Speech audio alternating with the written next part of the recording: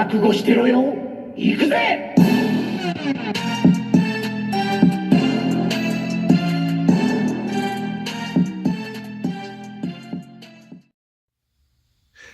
Welcome to World Breaker Cool's Reviews. I'm your host, World Breaker Cool, and today we are reviewing some Hasbro Black Series Stormtroopers. So here we are. We've got about 3 different generations here of Stormtroopers. We have the Clone Wars Captain Rex here, the basic Imperial Stormtrooper from episodes 1 through 3. We have Captain Phasma, who's not a basic clone trooper. And we have a basic First Order Stormtrooper. So I picked these up recently at a Target. Surprisingly enough, these things were $5 each. And you know I'm not really into Star Wars. Let me phrase that. I love Star Wars, but I don't collect the figures. It's just too much. I got enough stuff to collect, but when they're that price, I'm going to pick them up. Or unless they're a Sith, then I have to kind of pick them up. And I guess I'm lying, because if I had a really good Rebels group, I would get them too. But let's just stop going down that path, because it takes me down a dark place. So we'll start in order and looking at Captain Rex, since his character would have appeared first anyway. He was a San Diego Comic-Con exclusive. Of course, this is not the San Diego Comic-Con exclusive. This is the generic or mass release version, which I like because it actually has the new sculpting on it. I don't like that if you look closely underneath the mask, you can see his chin. Okay, but the cool hash marks on everybody he's taken out is nice. I like that this is flexible so it doesn't like break easily. Take it off, and you've got this cool mug underneath here.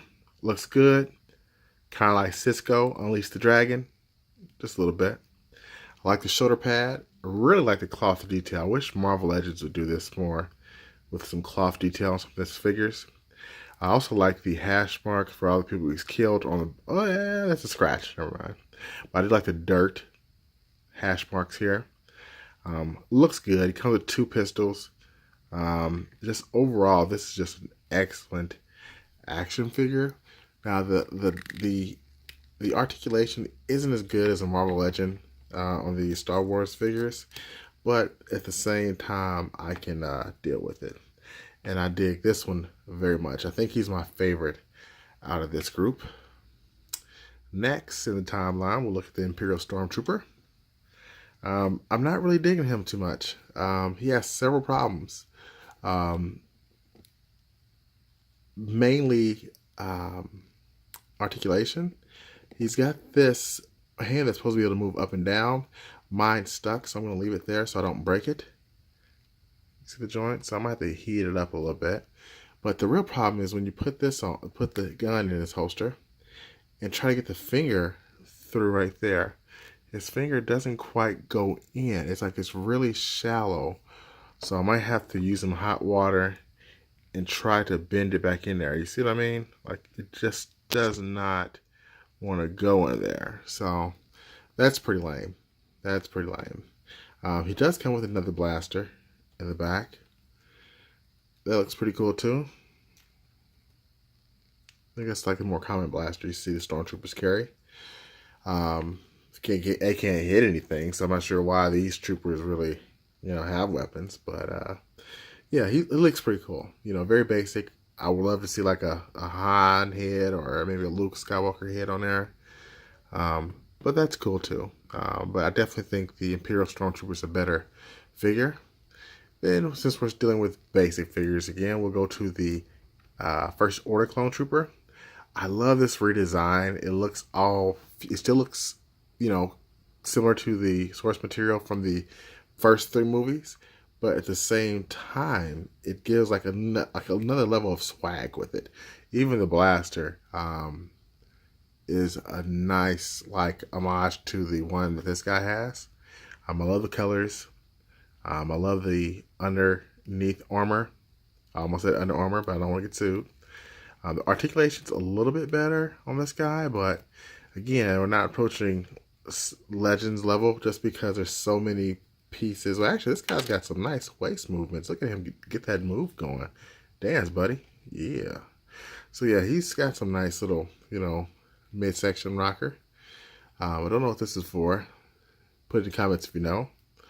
But yeah, he's not bad. He also comes with a side pistol, sidearm, and it's got a holder for it right. Oh yeah, it's on the side of the leg. So the holder for this is surprisingly right here. You just tab it on in, and there you go. So yeah, I like this one a lot actually. This is probably my second favorite figure now after looking at this more, and it's very clean because he's not dirty. He's too fresh and so clean. And last but not least, we have Captain Phasma. Boy, was she a letdown. One of the coolest looking stormtroopers I've ever seen. And I was like, oh, she's going to have a huge part in movies. Spoiler alert, she doesn't.